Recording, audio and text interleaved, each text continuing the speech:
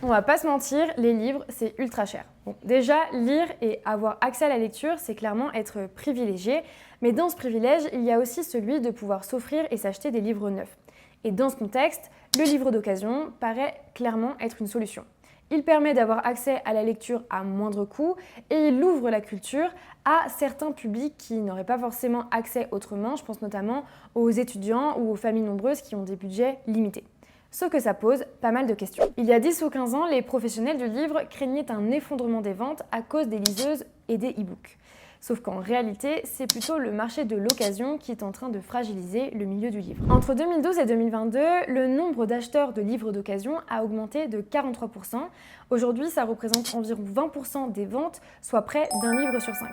Or, les autrices et auteurs ont beaucoup à perdre dans cette histoire. Parce que pour chaque revente de leur livre sur le marché de l'occasion, eh bien eux, en réalité, ils ne perçoivent rien.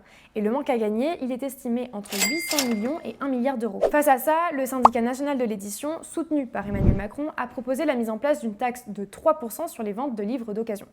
L'idée, c'est que la somme collectée aille dans des organismes qui financent par exemple la création, ou dans les fonds qui sont destinés pour les retraites des auteurs et autrices. Et que les organismes qui, eux, font de l'économie sociale et solidaire, comme par exemple Emmaüs ou encore les bouquinistes, en soient exonérés. Mais cette piste, elle fait débat parce qu'elle pose pas mal de questions juridiques, elle est assez complexe à mettre en place et surtout, son efficacité reste incertaine. Et d'autres alternatives existent déjà. Par exemple, il y a certaines plateformes qui reversent une partie des revenus à des associations, c'est le cas de Recycle Livre.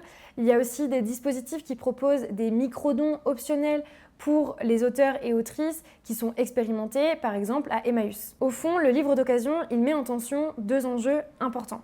D'un côté, rendre accessible la culture, un peu comme le font les bibliothèques publiques par exemple, mais de l'autre, garantir une rémunération juste à celles et ceux qui la produisent. À titre personnel, j'achète beaucoup d'occasions, mais je trouverais ça vraiment normal que ça contribue aussi à faire vivre dignement les auteurs et autrices qui, pour la plupart, gagnent vraiment très peu. Et vous, vous en pensez quoi ?